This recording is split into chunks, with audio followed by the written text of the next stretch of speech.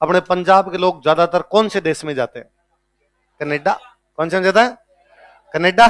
उस समय भी अपने भाई बंधु किधर जा रहे थे? कनाडा। इसलिए कनाडा की सरकार ने रोक लगा दी, उसने कहा भाई साहब सारे तुम ही आ गए यार, इसलिए हम तुम्हें आने, भाई कोई देश का है आने दे तो आने दे, नहीं आने दे तो नहीं आने दे। तो कनाडा की गवर्नमेंट ने रोक लगा दी कि भाई इतने ज्यादा लोग हमारे आ नहीं सकते। और कनाडा ना अपने को ज्यादा साल नहीं हुए, 1840 के बाद में जाने शुरू हुए।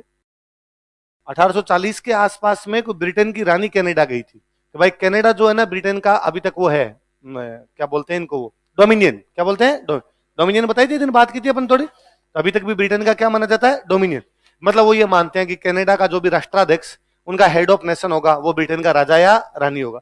तो ब्रिटेन की रानी दौरा करने के लिए गई, तो उसके साथ में उसके मार्शल जो उसके सिक्योरिटी गार्ड थे वो गए। उन सिक्योरिटी गार्ड में एक अपने पंजाबी थे, वो कनाडा से वापस आए नहीं, वहीं रह गए।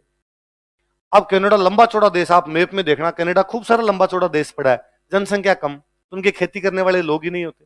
पंजाब के लोग अपने मेहनती होते हैं, इसलिए उन्होंने वहां खेती वेती करनी शुरू कर दी। तो उनके समझ में आया कि यार यहाँ तो जमीन बड़ी है ज्यादा, लोग है कम, तो उन्होंने इधर फोन मिला कि भाई लोगों सामान चक लो अपने। तो अपने वाले सारे के सारे यहां से कहां जा रहे थे? कनाडा। तो उनको लगा भाई साहब दिल्ली आ रहे, तो कनाडा गवर्नमेंट ने रोक लगा दी कि भाई साहब इस प्रकार से हम लोगों को आने, इस प्रकार से लोगों को आने नहीं देंगे। और बड़ा अजीब सा कानून बना दिया, उन्होंने कहा कि जो भारत से चले और कनाडा तक बीच में कहीं नहीं रुके वो तो आ सकता है, बाकी को नहीं आने देंगे। अब ऐसा हो ही नहीं सकता था, क्योंकि तब पानी वाले जहाज थे, पानी वाले जहाजों में जाते, और इतने बड़े जहाज थे ही नहीं कि भारत से चले कनाडा पे जाकर रुके, बीच में फ्यूल के लिए रुकना पड़ता था। तो कहा बीच में रुकोगे तब तो हम आने नहीं देंगे, और बीच में नहीं रुकोगे तो हम आने देंगे।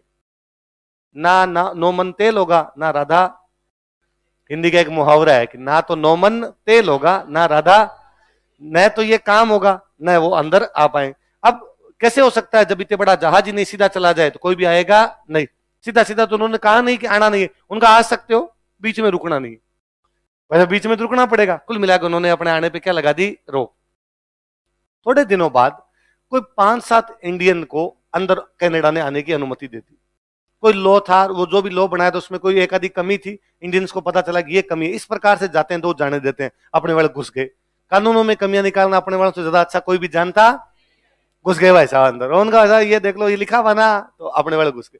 अब ये बात अपने बाकी लोगों को पता चली कि वैसा अभी अभी अपने 5-7 बंदे कहां चले गए? कनाडा। तो अपने वालों को ये लगा कानून हट गया। तो अपने सिंगापुर में एक पंजाबी रहते थे, उनका नाम था गुरदीत सिंह। क्या नाम था? क्या नाम है? कहां रहते हैं? सिंगापुर में एक पंजाबी रहते हैं गुरदीत सिंह।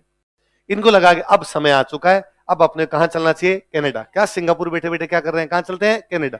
इन्होंने एक जहाज किराए पे लिया, उस जहाज का नाम था कामागाटामारू। जहाज का नाम क्या था?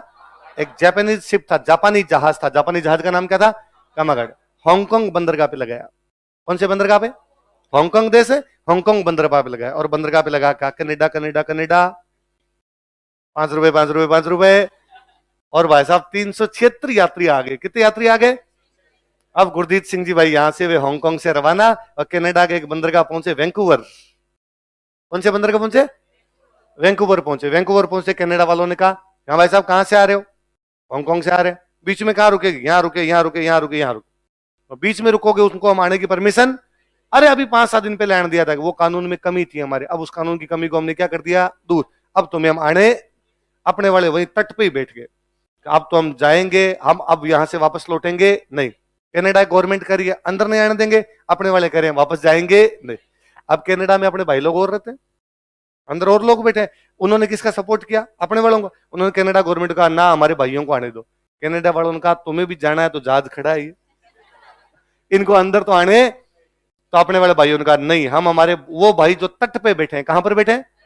शोर तट पे बैठे हैं, कोस्टल पे बैठे हैं, उनका हम समर्थन करते हैं। इसलिए कनाडा में रहने वाले जो इंडियन थे उन्होंने कमेटी बनाई, तटीय समिति। कौन सी समिति बनाई? तट पे बैठे हुए लोगों के लिए समिति बनाएगी, इसलिए कौन सी समिति? शोर कमेटी बनाया गया, तटीय समिति बनाई गई। इवन यूएस में जो इंडियन रहते थे उन्होंने सपोर्ट किया। यूएस वाले इंडियन ने भी कहा कि कनाडा वालों को हमारे भाइयों को अंदर आने देना पड़ेगा, ये तरीका नहीं है। उनका तुम बुला लो, यूएस वाले अंदर घुसाना चाहते तुम बुला लो। कुल मिला के हमने आंदोलन चलाया, लेकिन इससे कोई भी फर्क पड़ा नहीं। कनाडा वालों ने अंदर नहीं आने दिया तो नहीं आने। इतने में वापस अब जहाज को वापस लौटना है। जहाज वापस आ रहा था, जापान के एक बंदरगाह पे जहाज पहुंचा, इसका नाम है याकोहामा। कौन से पोर्ट पे? याकोहामा पोर्ट पे जैसे पहुंचा, 1914 का साल है, 1914 में शुरू हुआ वर्ल्ड वॉर। क्या शुरू हुआ? तो जैसे जापान के बंदरगाह पर आया, इधर वर्ल्ड वॉर शुरू हो गया। वर्ल्ड वॉर जैसे शुरू हुआ, जर्मनी जैसे जर्मनी ने इंग्लैंड के जो भी जहाज थे उनको समुद्र में उल्टा करना शुरू किया। इंग्लैंड का झंडा लगे हुए कोई भी जहाज दिखे, इनको गिराओ। इस जहाज में इंग्लैंड का झंडा था, क्योंकि सारे इंडियन थे। इंडिया को तब बोलते ब्रिटिश इंडिया। क्या बोला करते? तो ब्रिटिश इंडिया का जहाज है, ब्रिटिश इंडिया का जहाज है, तो किसका झंडा लगेगा? इंग्लैंड का। इंग्लैंड को पता चला अपना झंडा लगा हुआ एक जहाज समुद्र में आ रहा है, और यदि जर्मनी वालों को पता चल गया तो जर्मनी वाले इसको उल्टा कर सकते हैं। उन्होंने समाचार भेजा कि फटाफट इंडिया आ जाओ रे तुम, बीच में रुकना मत अब कहीं। और ये फटाफट इंडिया है। कलकत्ता में अपने एक बंदरगाह, उसका नाम है बजबज। कौन सा बंदरगाह? कहां पे बजबज बंदरगाह? कलकत्ता के बजबज बंदरगाह पे पहुंचा। आगे इंग्लैंड वाले, अंग्रेज तैयार खड़े। अंग्रेजों का रास्ता, अंग्रेज तैयार खड़े। हाँ भाई, डॉक्यूमेंट चेक कराओ, कौन कौन गए थे, कहां से गए थे, क्यों गए थे, किससे पूछ के गए थे। अब अपने जनता पुलिस से आज भी डरती है। अंग्रेजों की पुलिस आगे खड़ी थी, चेक कर रही थी, इनको लगा पकड़ेंगे, तो उतरते भागे। उस भगदड़ में 18 लोग शहीद हो गए। भगदड़ में कितने लोग शहीद हो गए? पर इस घटना ने भारत में राष्ट्रवादी भावनाओं का संचार किया। एक तो हमें ये लगा कि यार देखो, हम एक गुलाम लोग हैं, हम अंग्रेजों के गुलाम है, इसलिए कनाडा की गवर्नमेंट हमें अंदर भी घुसने देती नहीं। हमें ये लगा कि हम वापस आए, वापस आ गए, हमें कागजों के लिए तंग किया जा रहा था, इसलिए भगदड़ में हमारे लोग मारे गए। 1914 में एक और बड़ी बात होती है, तिलक 6 साल की सजा काट के वापस बाहर आ जाते हैं। हमने पढ़ा था 1908 में तिलक को धारा 124A के तहत राजद्रोह के आरोप में 6 साल के लिए मांडले जेल भेजा, पढ़ा था। अब 1908 में भेजा, 6 साल कब होंगे? 1914। तो 14 में तिलक जेल से आ गए बाहर। तिलक बाहर आए, तब तिलक को समझ में आया कि आंदोलन चलाने के लिए कांग्रेस में घुसना पड़ेगा। बिना कांग्रेस में घुसे आंदोलन तो चलेगा। और इधर कांग्रेस वाले तिलक को लेने के लिए तैयार नहीं। कांग्रेस वाले करेंगे नहीं भाई साहब, तिलक को हम नहीं लेंगे, क्योंकि कांग्रेस के बड़े नेता गोपाल कृष्ण गोखले और फिरोज शाह मेहता। कौन कौन बड़े नेता है? गोपाल कृष्ण गोखले और फिरोज शाह। और वो कह रहे हैं तिलक तो मैं आंखों देखा नहीं हुआ, इसने हमारे उस दिन चपले मारी थी, इस सूरत अधिवेशन में लड़ाई हुई थी इनके बीच, इसको तो हम अंदर आने। तिलक ने कहा मर जाओ तुम दोनों। वो 1915 में मर गए। 1915 में किस किस की डेथ हुई? गोपाल कृष्ण गोखले और फिरोज शाह। तिलक अब कांग्रेस में आ गए, और कांग्रेस में आगे तिलक ने कहा कि अपने एक आंदोलन करते हैं, होम रूल आंदोलन। कौन सा करते हैं? कौन सा करते हैं? दो लोग इस प्रकार की बात कर रहे हैं, एक तो कर रही है एनी बिसेंट। कौन कर रही है? एक कौन कर रहे हैं? तिलक। एनी बिसेंट ने बात की। एनी बिसेंट थी आयरलैंड की। कहां की थी? आयरलैंड पे भी इंग्लैंड का कब्जा था। तो आयरलैंड वालों ने एक आंदोलन चलाया, उस आंदोलन का नाम था होम रूल आंदोलन। क्या नाम था? देखो दो नाम है, होम रूल। होम मतलब घर, रूल मतलब शासन, घर में शासन। मतलब आयरलैंड वालों ने यह मांगा कि हम इंग्लैंड से पूरी आजादी नहीं चाहते, हम तो ये चाहते हैं आयरलैंड के अंदर जो भी होगा वो आयरलैंड वाले करेंगे, बाहर जो हो इंग्लैंड देख ले। अमेरिका के साथ संधि करनी है कि नहीं करनी, इंग्लैंड जाने, इंग्लैंड का काम जाने। किसी के साथ में युद्ध करना है कि नहीं करना, इंग्लैंड जाने, इंग्लैंड का। घर के अंदर जो होगा वो तो कौन करेंगे? आयरलैंड वाले। बाहर का बाहर देखे। तो एनी बिसेंट ने भी कांग्रेस वालों को कहा कि तुम मांग रहे हो स्वराज। क्या मांग रहे हो? स्वराज का तो मतलब है अंग्रेजों से हमारा कोई लेना देना, तलाक तलाक तलाक। अपने ऐसा नहीं करते भाई साहब, अपने ये कर लेते हैं कि अंदर के मामले इंडियंस के पास, बाहर के मामले एक बार अंदर वाले तो लो, एक बार अंदर वाले लेंगे, थोड़े दिन बाद में कहेंगे बाहर वाले भी दो। अंगुली पकड़ के पहुंचा पकड़ना है। पहले क्या पकड़नी है? अरे एक बार को अंगुली पकड़वा दे, फिर तो भाई साहब यहां चढ़ जाएंगे अपने। एक बार रास्ता तो मिले यार अपने कम से कम चलने का। एनी बिसेंट आयरलैंड की थी, आयरलैंड में ही हो चुका था, तो उसने कांग्रेस वालों का, कांग्रेस वालों ने कहा कि मैडम 1 साल बाद करेंगे। कब करेंगे? 1 साल बाद में देखेंगे ऐसा करना है कि नहीं करना है। तो एनी बिसेंट ने कहा 1 साल का टाइम है, तुम यदि कर दो तो ठीक है, वरना मैं करूंगा, अलग से करूंगा। कांग्रेस ने ठीक है। पहली बात तो कांग्रेस कर देगी होम रूल मूवमेंट, यदि कांग्रेस नहीं करेगी तो आप अपने स्तर पे कर सकते हैं। तो कांग्रेस तो आंदोलन करने के लिए मानी नहीं। तिलक ने बात सुनी, तिलक गए एनी बिसेंट के पास, और तिलक ने जाके एनी बिसेंट को कहा कि मैडम वो कल को आप मूवमेंट कर रहे थे, कौन सा है बताओ देंगे। मैडम ने कहा होम रूल मूवमेंट। तिलक ने कहा अंग्रेजी थोड़ी कमजोर, हिंदी में समझाओ क्या है। कहा होम का मतलब घर, रूल का मतलब शासन। घर में शासन का अधिकार किसके पास होना चाहिए? इंडियन। तिलक ने कहा मैडम शानदार प्लान, आंदोलन करो। मैडम आप आंदोलन करो, मैं तुम्हारे। मैडम ने कहा सॉरी तिलक, मैं कांग्रेस को 1 साल का कमिटमेंट कर चुकी हूं कि 1 साल का टाइम है, कांग्रेस आंदोलन कर देगी तो ठीक है, वरना फिर मैं आंदोलन करूंगा। तिलक ने कहा मैम कांग्रेस वालों को आप नहीं जानते, मैं जानता हूं इनको। ये निकम्मे हैं, ये 3 दिन की मीटिंग करते हैं, 3 दिन का तमाशा करते हैं, इसके अलावा कोई भी काम करते नहीं। और मैं आपको पक्का कहता हूं, मैं ये आंदोलन आज करें कल करें एनीवे सेने का, पर फिर भी कमिटमेंट ही होता है। अब भले नहीं करे, लेकिन मैं 1 साल से पहले आंदोलन करूंगी। तिलक ने कहा ठीक है, गुड आइडिया मैम। तो तिलक ने आइडिया किससे लिया? और तिलक ने कर दिया आंदोलन। किसने कर दिया? तो बापड़ी एनी सेंट भाग के कांग्रेस वालों के पास गए, कांग्रेस वालों मेरा आइडिया लेके किसने आंदोलन कर दिया और तुम करो। कांग्रेस ने कहा सॉरी, हम आंदोलन। फिर थोड़े दिन बाद में क्या, एनी बिसेंट ने। तो तिलक शुरू करते हैं अप्रैल में, कब करते हैं? एनी बिसेंट करती है सितंबर में, कब करती है? तो होम रूल आंदोलन हमारे 2 नेताओं ने चलाया। किस किसने? तिलक और एनी बिसेंट। तिलक कब चलाते हैं, एनी बिसेंट कब चलाती? कहने को तो ये भी कह सकते हैं दोनों साथ चला लेते, दोनों ने अलग अलग क्यों चलाया। पर बाद में एनी बिसेंट का एक स्टेटमेंट है कि मेरे कुछ समर्थक तिलक को पसंद नहीं करते, तिलक के कुछ समर्थक मुझे पसंद, हालांकि हम दोनों, अरे हालांकि हम दोनों में किसी प्रकार का कॉन्ट्राडिक्शन नहीं है, पर चूंकि समर्थक नहीं चाहते इसलिए हम आंदोलन क्या चलाएंगे, अलग। इसलिए पूरा इलाका अलग, तुम यहां चलाओ मैं यहां चलाओ। तो कौन कौन से इलाके होंगे बताओ? देखे, महाराष्ट्र किसको छोड़ के? बॉम्बे, और कौन सा? मध्य प्रांत, और कौन सा? कर्नाटक, और कौन सा? बराबर। अब करना क्या अपने को? तो तिलक, अब सबसे बड़ी बात तो ये थी कि लोगों को समझाए कैसे हमें क्या चाहिए। बस तिलक ने गांव में जाके लोगों को कहा कि हम होम रूल आंदोलन चलाएंगे। लोगों को अंग्रेजी कहां से आती? होम रूल क्या होता है? लोगों ने कहा सर होम रूल क्या होता है? तो तिलक ने कहा आपके गांव में क्या कमी है? तो उन्होंने कहा हमारे गांव में सड़क नहीं है, तो अपने सड़क का आंदोलन चलाएंगे, होम रूल है। हमारा राज होता तो हम सड़क बना लेते, अंग्रेजों का राज इसलिए अंग्रेज सड़क नहीं बना रहे। दूसरे गांव गए, होम रूल चलाएंगे। क्या होता है सर होम रूल? तुम्हारे गांव में क्या कमी है? कि हमारे गांव में पानी की टंकी नहीं है, बस यही होम रूल है, आंदोलन करो। तो स्थानीय मांगों को आंदोलन के साथ में जोड़ा, जो भी लोकल डिमांड्स थी उसको किससे जोड़ दिया। और तिलक ने कहा यही अपने आप में क्या है, होम रूल। इससे ज्यादा से ज्यादा लोग जुड़े कि भाई हर किसी की कोई ना कोई डिमांड तो होती है। कोई कह रहा है स्कूल नहीं है, कोई कह रहा पानी की टंकी नहीं है, कोई कह रहा रोड नहीं है, कोई कह रहा लाइट नहीं है। तिलक ने कहा इन सब की मांग करना अपने आप में क्या है। फिर तिलक ने एक कहा कि राज्य जो है ना वो भाषा के आधार पर बनने चाहिए। कैसे बनने चाहिए? राज्यों का गठन कैसे होना चाहिए? मराठियों का अलग, कन्नड़ा का अलग, तमिलों का अलग, तेलुगुओं का अलग। बात पे गौर करना है इस पे। तिलक क्या कर रहे हैं, कैसे राज्य होने चाहिए, कैसे होने चाहिए? हम आगे पढ़ेंगे। 1920 में गांधी जी से हम बात करते हैं। गांधी जी भी कहते हैं कि कांग्रेस की जितनी भी कमेटियां वो किसके आधार पर बननी चाहिए? भाषा। मराठों की कमेटी अलग, कन्नड़ा की कमेटी अलग। इसका मतलब तिलक और गांधी जी दोनों कहीं ना कहीं कैसे राज्यों के आधार के पक्ष में। तिलक और गांधी जी कौन सी पार्टी के बड़े नेता थे? कांग्रेस। तो कांग्रेस करे राज्यों का गठन कैसा होना चाहिए, किसके आधार पे? 47 में आपका देश आजाद हुआ। देश आजाद कब हुआ? 48 में कांग्रेस ने कमेटी बनाई, जेवीपी। कौन सी कमेटी बनाई? जवाहरलाल नेहरू, वल्लभ भाई पटेल और पट्टाभी सीतारामैया बनाई। और उस कमेटी ने कहा भाषा के आधार पर राज्य नहीं होने चाहिए।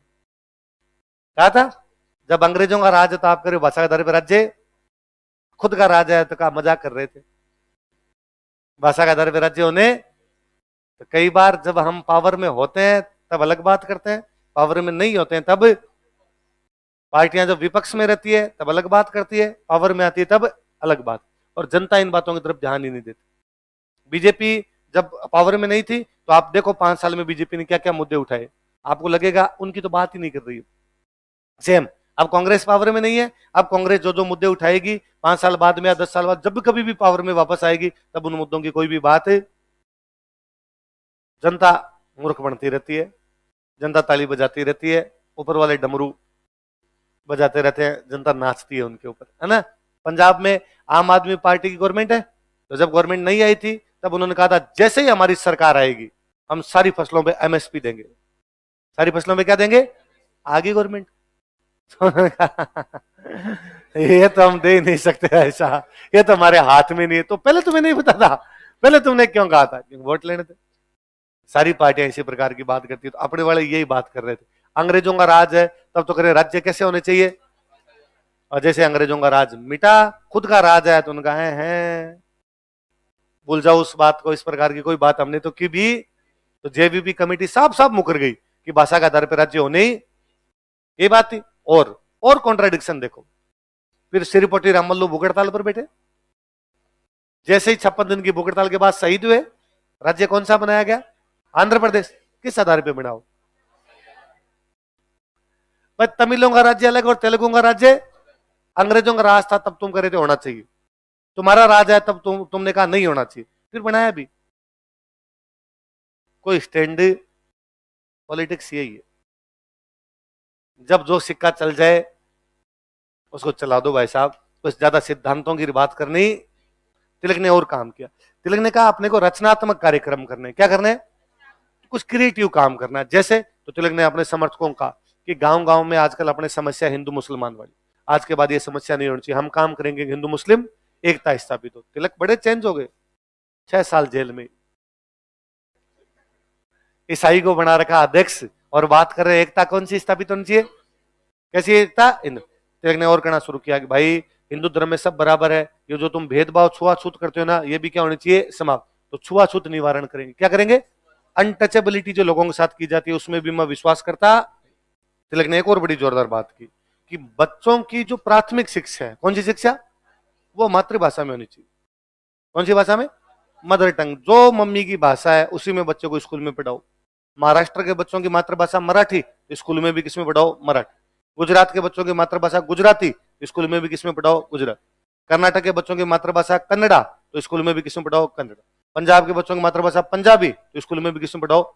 और दुनिया के तमाम विद्वान इस बात को स्वीकार करते हैं कि यदि बच्चे की प्राइमरी एजुकेशन उसी भाषा में हो जो भाषा वो घर में बोलता है, तो बच्चा ज्यादा समझता है, चीजों को जल्दी समझ पाता है। और अभी अपनी 2020 में नई शिक्षा नीति आई, न्यू एजुकेशन पॉलिसी, और न्यू एजुकेशन पॉलिसी भी यही बात करती है, यदि बच्चे को प्राथमिक शिक्षा मातृभाषा में दी जाए, किसमें दी जाए, तो बच्चा जल्दी सीखता। और दुनिया के सारे विद्वान, तो अभी अपने इसमें भी कहा गया नई शिक्षा नीति में, तब भी अपने विद्वान ये सब बात कर रहे थे। एक गांधी जी का स्टेटमेंट है, गांधी जी का है कि मैं बचपन में इंग्लिश में साइंस पढ़ता था। कौन सी भाषा में साइंस पढ़ता, और तब मेरे को समझ ही नहीं आता कि साइंस में क्या समझा रहे हैं, इसमें ये मिला दोगे तो ये बन जाएगा, इसमें ये मिला दोगे तो ये बन जाएगा। फिर जब बड़ा हुआ तो मैंने वही बात गुजराती में पढ़ी और मेरे फटाफट समझ आ गई। तो मुझे लगता है ये मेरे को उस टाइम भी गुजराती में पढ़ाते तो मेरे समझ में आ जाते। अब मेरे वहां 2 प्रॉब्लम थी, पहले तो मेरे को अंग्रेजी नहीं आती, फिर साइंस नहीं आती, तो अंग्रेजी में साइंस तो और टफ हो जाती, वरना साइंस नहीं आती, गुजराती में समझाते तो कम से कम गुजराती तो आ ही रही थी, गुजराती में समझाते इजीली समझ में आते। इसलिए बच्चों की मातृभाषा कौन सी, सॉरी बच्चों की प्राथमिक शिक्षा किसमें होनी चाहिए, किसमें, पूरा भारत ही मातृभाषा में प्राथमिक शिक्षा लेता है अपने को छोड़ के।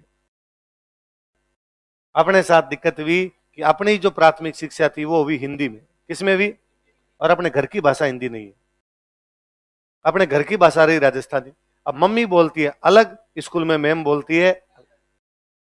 पश्चिमी राजस्थान में अनार को कहते हैं दाड़म, अनार क्या कहते हैं, क्या कहते हैं, दाड़म बोलते हैं। अब गए स्कूल और स्कूल जाते का बच्चों ऐसे अनार, और मैडम ने अनार का फोटो दिखाया गया अनार, और बच्चन का दाड़म है दाड़म, क्योंकि उसके घर में क्या था, वो दाड़म। घरों में पश्चिमी राजस्थान में खरगोश को बोलते हैं सुशियो, क्या बोलते हैं, सुशिया। मैडम ने कहा बच्चों खे से खरगोश, फोटो दिखाया खरगोश, बोलते सुशिया। और मैडम ने कहा नहीं मैं थप्पड़ मारूंगी, सुशिया नहीं होता है, इसको खरगोश कहते हैं। बच्चे ने डर के मारे कहा है तो सुशिया ही, आप कहते हो तो मैं इसको क्या मान लेता हूं। पर अब उसके ये नहीं समझ में आ रहा कि 2 लोगों में से एक पक्का झूठा है, या तो मम्मी झूठी है जो उसको सुशिया कहती है, या मैडम झूठी है जो इसको क्या कहती है। तो बचपन तो इनमें बीत गया कि सुशिया है खरगोश है, क्योंकि हमारी अब हुआ क्या, स्कूल के 6 घंटे तो बोली हिंदी, घर पे आके 18 घंटे जो बाकी बच्चे उनमें सोने के अलावा बाकी में क्या बोली, राजस्थानी। इसलिए चीजों को समझने का जो तरीका विकसित हुआ वो तो हुआ राजस्थानी में।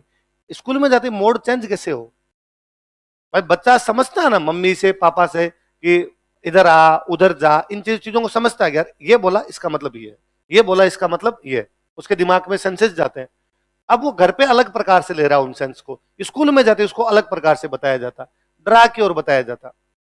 और अपने स्कूलों ने वो और कहना शुरू किया कि यदि स्कूल में घर वाली भाषा बोली तो थप्पड़ पड़ेंगे, इसलिए ज्यादातर बच्चे तो बोलने ही बंद हो गए। उनका मरने दो, कुछ ही नहीं बोल रहे, शांत बैठे, बोलो मैडम आप बोलो, हम खाली सुन रहे। इसलिए अपने ज्यादातर के साथ समस्या रहती है स्टेज फोबिया। क्योंकि कभी ऐसा हुआ, कई बार फिर ऐसा भी हुआ कि बच्चे को कहा कि लो आगे आगे बोलो, या फिर बच्चे ने किसी की शिकायत भी की कि भाई मैडम ये मेरे चूंटिया भर रहा है। अब घर में इसको चूंटिया ही बोलते थे, उसको चूंटिया ही आता था। अब मैडम ने वापस कहा, अब चूंटिया उसने भरा, थप्पड़ उसके पड़ना चाहिए, मैडम ने इसके मार दिया, क्योंकि क्या बोल रहा था, घर की भाषा बोल रहा था। तो अगली बार से उसके दिमाग में नहीं है कि अब चूंटिया भरे तो भरे, मैं इसका सिर फोड़ दूंगा, लेकिन मैडम को जाके शिकायत लगाऊंगा। ये है चुटकी काटना, है ना। पर आप किसी कहते हैं इसने मेरी चुटकी काटी तो फील ही नहीं आता, अब चूंटिया भरा दर्द फील होता है भाई साहब चूंटिया के अंदर। कई बार क्या होता है, जो आपकी मातृभाषा होती है वो और दूसरी भाषा में इतना फर्क आ जाता है कि आपकी जो जिस हिसाब से डेवलपमेंट होना चाहिए उस हिसाब से डेवलपमेंट हो।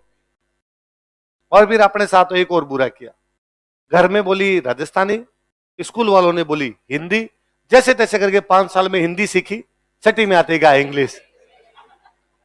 मरा दिया यार, ऐसे कैसे कर सकते हो आप? तो ये तो मैं भुगत भोगी हूं। घर में बोलता राजस्थानी, स्कूल में बोलता हिंदी, पर मैं सीख गया, हिंदी भी सीख गया। भाई ठीक है, बोलते तब लहजा थोड़ा राजस्थानी आता, पर आती थी बोलने, बोलते थोड़ा वैसे ही थे। जैसे मैं हमेशा कहता हूं आधे अक्षर नहीं बोले जाते, ये बोले नहीं जाते थे।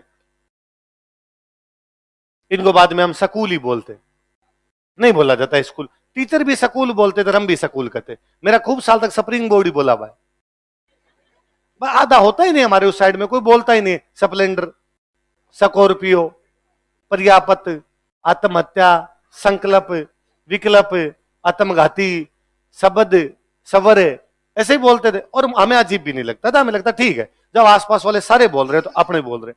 मैं तो हमेशा कहता हूं आपको, कपिल शर्मा है, कपिल शर्मा टीवी पे उसके अपने इतने सालों से काम करा, 1000 एपिसोड तो बना दिए होंगे। एक सिंगल एपिसोड में बता दो जब उसने आधे अक्षर पूरे बोले हो, वो आधे अक्षर सही बोले हो। हमेशा ऐसे बोलता है ये, हमेशा इस सह को वो पूरा ही बोलता है। आप मुझे एक पंजाबी गाना तो 1 लाख होंगे, यूट्यूब पे पड़े होंगे, 1 लाख का 10 लाख ही होंगे। एक पंजाबी गाने में बता दो कि उन्होंने आधा सा आया था उसको आधा ही बोला है, बोला ही नहीं जाता। लोकल भाषा में होते ही वैसे ही है, इसलिए उनके गानों वैसे आएगा। तेरी इंस्टा वाली डीपी दा स्क्रीन शॉट में रखी सी, स्क्रीन शॉट नहीं स्क्रीन शॉट में रखे सी। इसलिए मूवी देखी होगी आपने कश्मीर फाइल्स देखी, उसका जो गुंडा होता बिट्टा, वो बिट्टा कहता हम स्टेट के टूल्स नहीं है, स्टेट टूल्स नहीं टूल्स होता है, ऐसे ही है।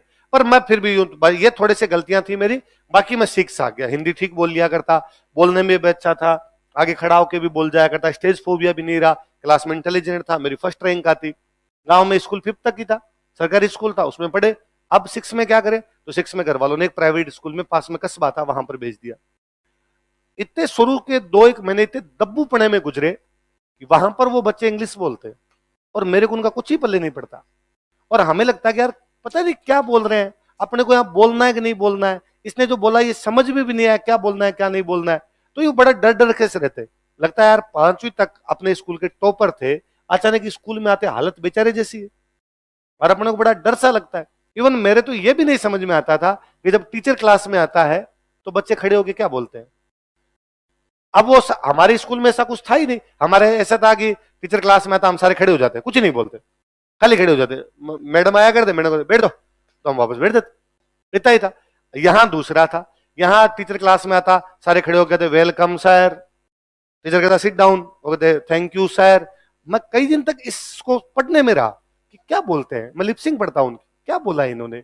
पर अब वो एक साथ पूरी क्लास बोलती जोर से welcome sir thank you sir, तो अपने समझ में भी कुछ, आप अकेले मेरे से बोलो तो समझ आता है, एक साथ शोर सा मचता, पूरी क्लास टाबर होते 6 क्लास में पढ़ने वाले सब बोलते। फिर मैंने और नोटिस किया, हमारे वहां ये था कि भाई पानी पीने के लिए जाना है, गांव की स्कूल थी, मैम मैम को तो मैम तो बोलते नहीं, कहते बहन जी। बहन जी क्या करते, बहन जी पानी पियाऊं, बहन जी कहते चला जा, वापस आना, बहन जी अंदर आ जाऊं, अंदर आ जाओ, या चाचा हिंदी बोलते क्या मैं अंदर आ सकता हूं, आ जाओ। अब वहां आके देखा कि वहां वो बच्चे बोलते मैं आई कम इन सर। अब मेरे ये तो एकदम ही नहीं पल्ले पड़ा ये क्या है, पर मैं यूं इंटेलिजेंट था, मैंने यूं अंदाजा लगाया यार क्या बोलते हैं। तो मैंने लगातार सुनने की कोशिश की अभी क्लास में इसने क्या बोला, क्योंकि जस्ट कोई इंटरवल के बाद होता तो बच्चे लेट लेट तक आते रहते, कोई 2 मिनट बाद आए, कोई 3, सर आ गए, सर आ गए, फिर सर मैं कम इन सर, मैं कम इन सर। अब वो छोटे बच्चे जल्दी जल्दी में बोलते रहते मैं कम इन सर, मैं कम इन सर। तो मैंने ये पकड़ लिया कि अंदर आते हैं तब बोलते हैं मेक मिन सर, है ना। अपने को मे आई कम इन नहीं समझ में है, अपने को मेक मिन, अपने भी समझ में कि ये मेक मिन बोलते हैं। अब मैं 1.5 होशियार और बना, मुझे लगा कि ये इस स्कूल का पक्का है कि यहां टीचर आए क्लास में तो भी कहना है मेक मिन सर, बिठाए तो भी कहना है मेक मिन सर, क्लास में आए तो भी अपने क्या बोलना है मेक मिन सर। हमारे एक सर आया करते सिकंदर खान सर, एक दिन क्लास में आए, क्लास में पूरी क्लास खड़ी हुई, पूरी क्लास ने बोला वेलकम सर, अपने 1.5 होशियार अपने बोला मेक मिन सर। तो उन्होंने कहा बाकी बैठ जाओ, तू खड़ा रहे। क्यों खड़ा किया, और अपने कोई डर नहीं लगा, उन्होंने सही बोला। तो क्या नाम तुम्हारा, मेरा नाम राजवीर।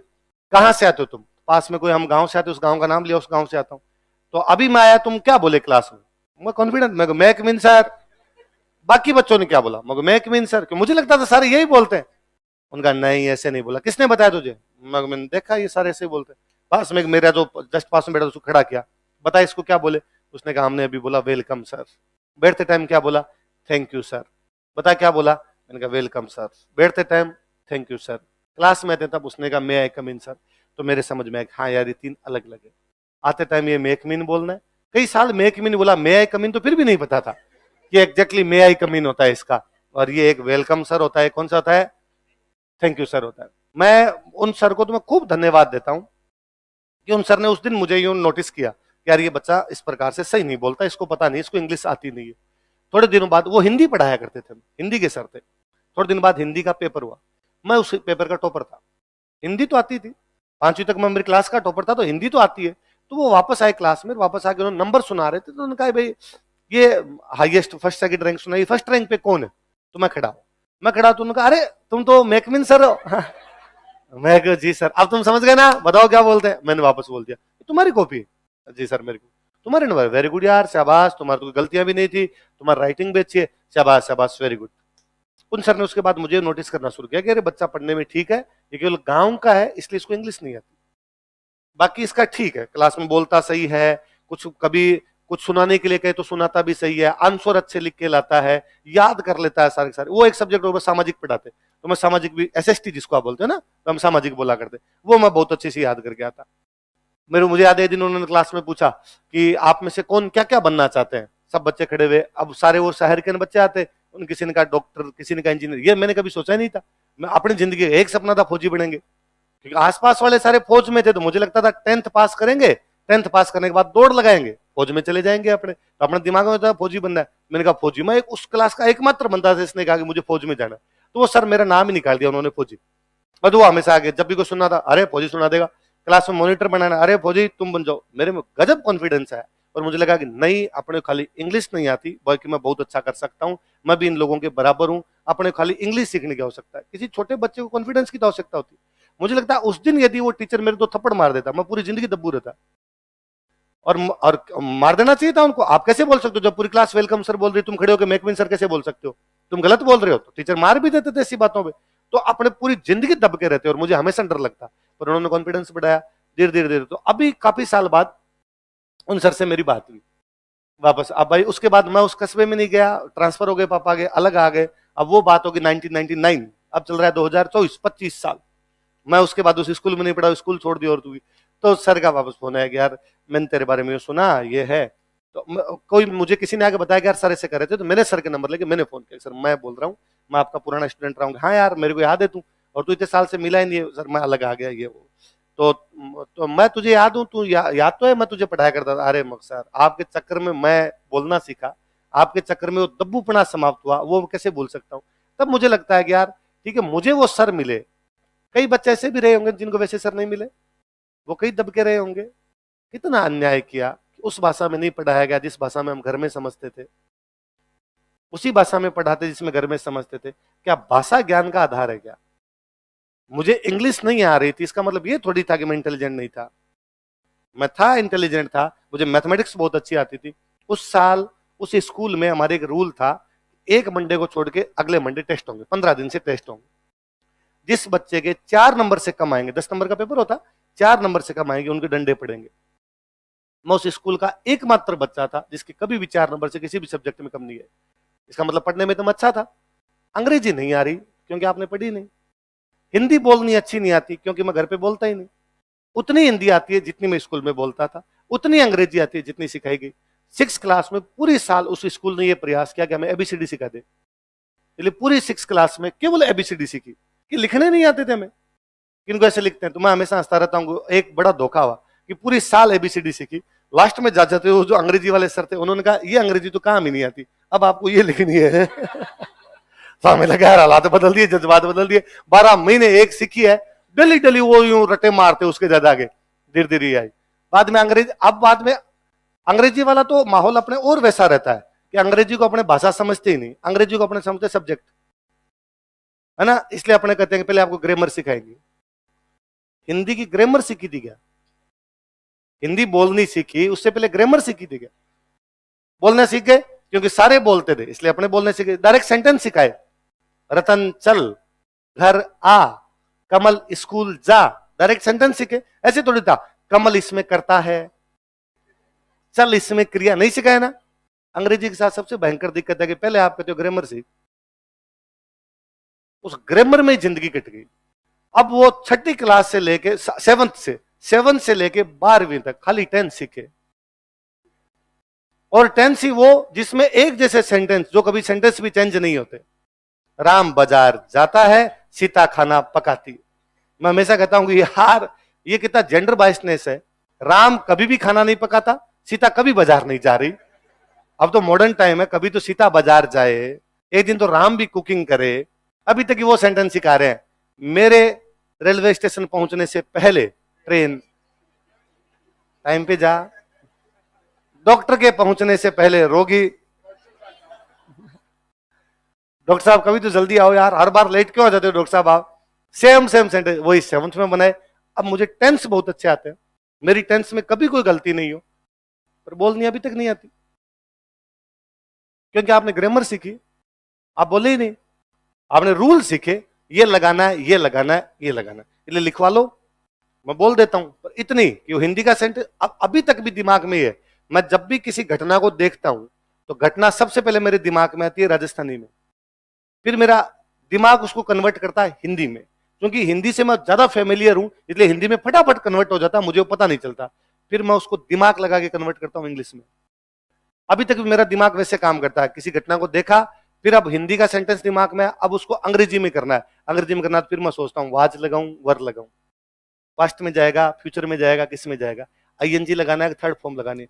दिमाग व्याकरण से बाहर नहीं निकल पा रहा, आप ग्रामर से बाहर नहीं निकाल पा रहे। फिर आपको सब इंग्लिश बोलना सीखो, कहां से सीखे? दिमाग की फॉर्मेशन वैसे। क्या हिंदी का सेंटेंस बोलते समय हम ध्यान रखते हैं क्या क्रिया कहां लगानी है और कर्ता कहां पर लगाना? बोलते हैं, बोल रहे थे, बोलना सीख गए। कुछ साल गलत बोली होगी, धीरे धीरे सही सीख गए। अंग्रेजी वाले में ये, यदि अपने गलत बोलने की कोशिश भी करें तो अपने को ठोकते हैं, अरे आती तो ही नहीं, एक बार को ऐसे कर देता तब मर जाते हैं। इसलिए बोलिए, गलत बोलिए, कोई फर्क नहीं पड़ेगा, धीरे धीरे सीख जाएंगे। भाषा है, भाषा ज्ञान का आधार नहीं है। भाषा अलग चीज होती है, ज्ञान अलग चीज होता है। पर धीरे धीरे आप बोलेंगे, इंग्लिश बोलने सीख जाएंगे। इस भारत में इंग्लिश बोलना अच्छा माना जाता है तो सीखिए, है ना। रोम में रहना है तो वैसे ही रहिए जैसे रोमनवासी रहते हैं। यदि, और फिर भाषा में कोई दुराभाव भी नहीं, ये भी नहीं कि अंग्रेजी के प्रति हमारा कोई दुराभाव और हम अंग्रेजी सीखना नहीं चाहते, नहीं, दुराग्रह। हमारा अंग्रेजी के प्रति भी अच्छा भाव है, हम अंग्रेजी भी सीखना चाहते हैं। क्यों? क्योंकि यदि अंग्रेजी सीखी तो दुनिया की अच्छी किताबें अंग्रेजी में, उन अच्छी किताबों को पढ़ पाएंगे।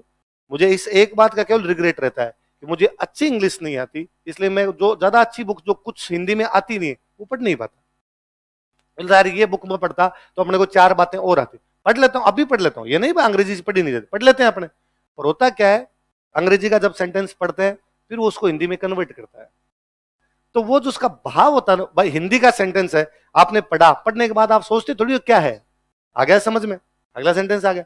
यहाँ एक पैराग्राफ पढ़ा, फिर उसको दिमाग इतना जाम हो जाता है वहां पे, कन्वर्ट करता करता कन्वर्ट, इतने में अगला पैराग्राफ जो शुरू होता है तो पहले वाला पैराग्राफ भूल ही जाते हैं क्या लिखा हुआ था।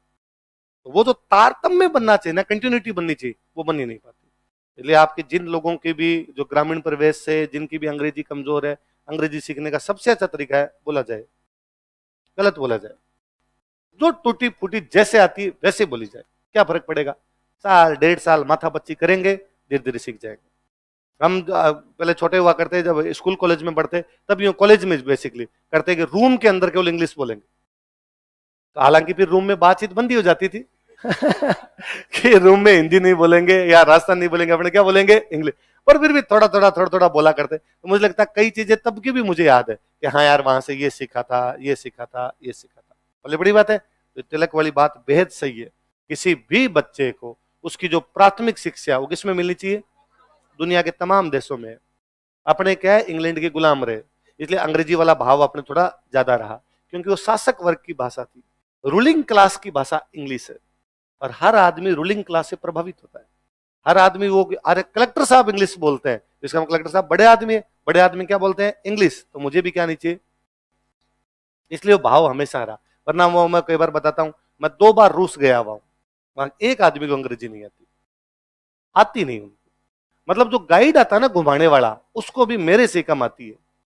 तो वहां जाके मुझे बहुत अच्छा फील होता है कि मुझे इससे ज्यादा आ रही है, इसको मेरे जितनी भी आती।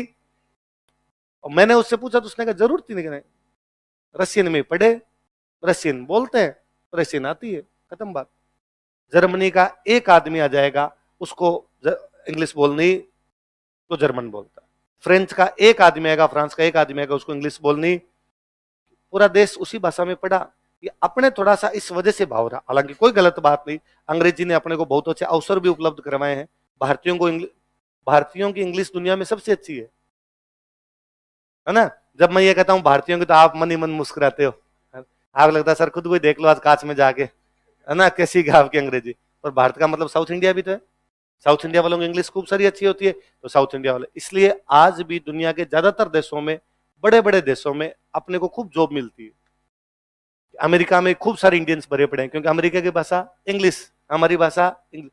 इसलिए चाइनीज है ना, चाइना चाइना तो अपने बच्चों को दिल्ली भेजता है अंग्रेजी सीख के हो, वरना अपने को बाहर जॉब मिलनी बंद हो जाए, क्योंकि उनको मंदारिन, चाइना की भाषा कौन सी है, तो वो मंदारिन नहीं आती है, दूसरी भाषा आती नहीं। इसलिए दिल्ली में जितने भी चाइनीज पढ़ने के लिए आएंगे, वो एक ही सब्जेक्ट पढ़ने आएंगे, इंग्लिश पढ़ने के लिए आएंगे। और इंग्लिश का कोर्स कर लेते हैं, क्योंकि इंडिया में इंग्लिश का माहौल है, यहाँ पे इंग्लिश बोलेंगे, इंग्लिश का अपने काम भी पड़ता है, इंग्लिश भाषा आनी भी चाहिए। तो आप भी सीखिए, जितनी जैसे सीखी जाए वैसे सीखिए।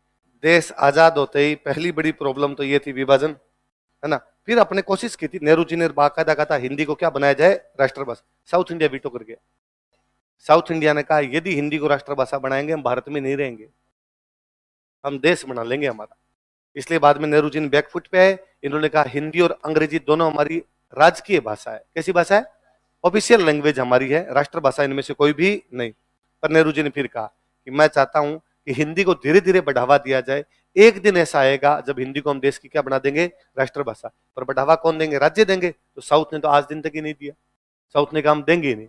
इसलिए नेहरू जी ने एक और लेके आए, एक लेके आए कि 6 से 10 तक, कहां से कहां तक, 6 से 10 तक हर बच्चे को एक थर्ड लैंग्वेज लेनी पड़ेगी। हर बच्चे को क्या लेनी पड़ेगी, थर्ड लैंग्वेज लेनी पड़ेगी। तो ये था कि साउथ वाले थर्ड लैंग्वेज लेंगे हिंदी। क्या लेंगे भाई, तमिलनाडु की एक लैंग्वेज होगी तमिल, एक हो गई अंग्रेजी। अब थर्ड लेनी है तो क्या ले लो, हिंदी ले लो। उन्होंने नहीं ली, संस्कृत। क्या ले ली थर्ड लैंग्वेज, संस्कृत ले ली। अपने वालों को भी कहा गया, इधर वालों को भी, कि भाई तुम भी हिंदी को बढ़ावा दो। अपने वालों ने दिया। पंजाब ने कहा थर्ड लैंग्वेज लेंगे पंजाबी, गुजरात ने कहा थर्ड लैंग्वेज लेंगे गुजराती, महाराष्ट्र ने कहा कि हम कौन सी लेंगे, मराठी। ले दे के हम बचे, क्योंकि हमारी तो वो मातृभाषा तो खत्म कर दी, हमारी शिक्षा किसमें आने लगी, हिंदी। तो हमारी एक भाषा हो गई हिंदी, एक भाषा हो गई अंग्रेजी, तो थर्ड बची संस्कृत। इसलिए अपने भी ज्यादातर 6 से 10 तक क्या रही है, संस्कृत। पर हम जो गंगानगर साइड में जितने भी लोग बच्चे पढ़ते हैं वो लेते पंजाबी, वो थर्ड लैंग्वेज क्या लेते, पंजाबी। जैसे मेरे 9-10 के अंदर पंजाबी लेनी थी, हालांकि मेरे संस्कृत वाले सर ने लेने नहीं दी। विकास सर आए होंगे पढ़ाने के लिए आपको, विकास सर की 9-10 में जो थर्ड लैंग्वेज रही पंजाबी रही। बाड़मेर जालोर में जो भी बच्चे होते हैं वो थर्ड लैंग्वेज ले लेते हैं गुजराती। क्या ले लेते हैं, अब अपने विडंबना देखो, अपने बच्चा थर्ड लैंग्वेज भी राजस्थानी नहीं ले सकता। क्या आप राजस्थान में संस्कृत ले सकते हो, राजस्थान में पंजाबी ले सकते हो, राजस्थान में गुजराती ले सकते हो, राजस्थान में उर्दू ले सकते हो, राजस्थान में सिंधी ले सकते हो, राजस्थान में राजस्थानी ले सकते हो। हुआ ये कि अपने मुख्यमंत्री हुआ करते जयनारायण व्यास, नेहरू जी ने सारे मुख्यमंत्रियों को बुलाकर हिंदी को बढ़ावा दो, और किसी ने तो बात मानी नहीं, अपने वाले मान गए। तो हिंदी को बढ़ावा कैसे दे, तो तो उनका ये था भाई पंजाब एक बार पंजाबी ना पढ़ाए, हिंदी पढ़ाए, गुजरात गुजराती ना पढ़ाए, हिंदी पढ़ाए। सब बच्चों को हिंदी पढ़ाओगे, यदि हिंदी का एटमोस्फेयर होगा, पूरा देश हिंदी बोलेगा, तो हिंदी क्या बन जाएगी? राष्ट्रभाषा। ये बात उनकी केवल अपन ने मानी, अपन ने मानी, इसलिए अपने राजस्थानी रख ली पीछे, हिंदी को पढ़ाना शुरू कर दिया। इसलिए आज अपने सारे क्या बोलने लगे? हिंदी। तो अपनी हिंदी अच्छी हो गई, पर इसके चक्कर में क्या खत्म हो गई? वो खत्म होने के चक्कर में ये हुआ कि हमारा पुराना जो भी साहित्य है वो मिट गया पूरा। हमारा पुराना जो भी लिटरेचर है, हमारी पुरानी जो भी हिस्ट्री है, वो पूरी पूरी समाप्त हो जाती है। क्योंकि जब बच्चे इस भाषा में पढ़ेंगे नहीं तो उस भाषा आएगी भी नहीं। आप और देखो, अपने को हिंदी बोलनी भी आती है, हिंदी लिखनी आती है, अंग्रेजी बोलनी आती है, अंग्रेजी लिखनी आती है। हमें राजस्थानी बोलनी आती, लिखनी नहीं आती। बोल लेते हैं हम, फिर भी सारे बोल लेते हैं, घरों के अंदर बोल लेते हैं, लिखनी नहीं आती, क्योंकि स्कूल में वो माध्यम ही नहीं रहा। हम सीखेंगे तो वही भाषा ना जो स्कूल के अंदर लिखवाई जाएगी। स्कूल में लिखवाते थे तो हिंदी सीख गए, मान लो हिंदी भी ना लिखवाते नहीं सीखते। आज भी आपको खूब सारे कोई लोग ऐसे मिल जाएंगे कि अनपढ़ आदमी, प्योर अनपढ़ आदमी, जैसलमेर के किले के बाहर खड़ा है, अंग्रेजी बोलता है, क्योंकि उसका अंग्रेजों से पाला पड़ता है।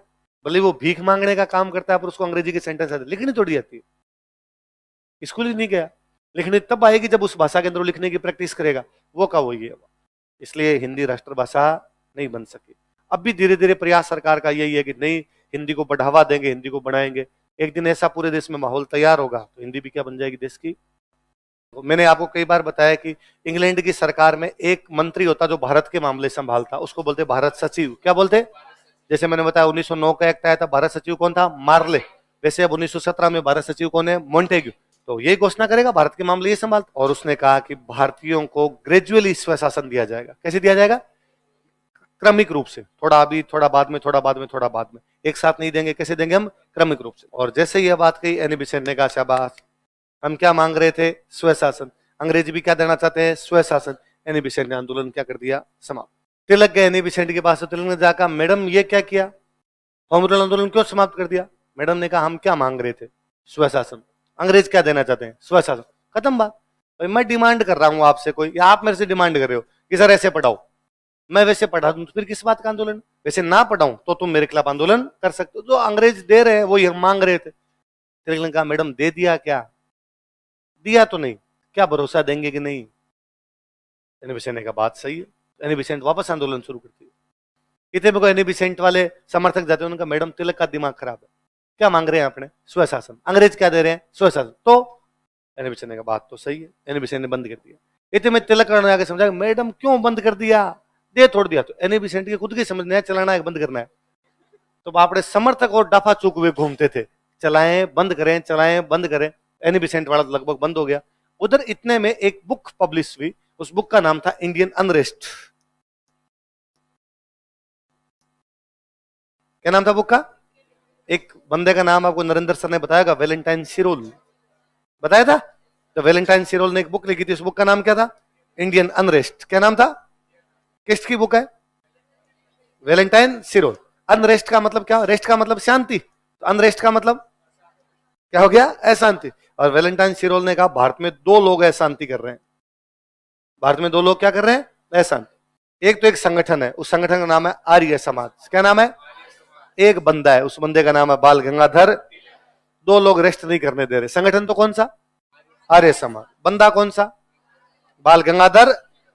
और तिलक भी आंदोलन समाप्त होना जा रहा है, तो तिलक भी आंदोलन खत्म करना चाहते हैं, और उनके समर्थक कह रहे आंदोलन चलाओ। तिलक को पता था अब आंदोलन चलाने का कोई मतलब है। एनी बेसेंट ने खत्म कर दिया। बहुत ही अजीब सा मैसेज जा रहा है लोगों के बीच। इसलिए तिलक ने एक दिन समर्थकों को बुला के कहा, भाई साहब एक किताब आई है, तुमने पढ़ी क्या?